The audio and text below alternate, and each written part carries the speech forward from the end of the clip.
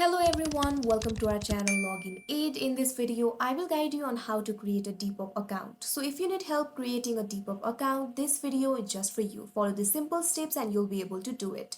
So first of all, open any browser of your choice. Here you can see I have opened Google Chrome.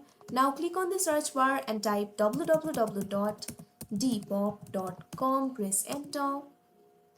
Now you'll be led to the official website of Depop. In order to create the account, all you have to do is click on the sign up button right over here.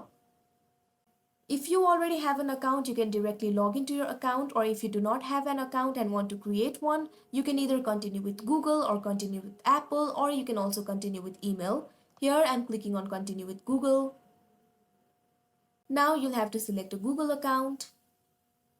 Now you'll be led to this page. Here you can see your username, you can edit it later on. You can also select the location, simply click on this box and select your location. Now you'll have to check the box, get exclusive offers, trend updates and tips for shopping and selling on Depop. Now simply click on the button sign up. So now you can see over here you just created an account for Depop. So that is how you create a Depop account. I hope you found this video helpful. Thank you for watching. Make sure to like, share and subscribe to our channel.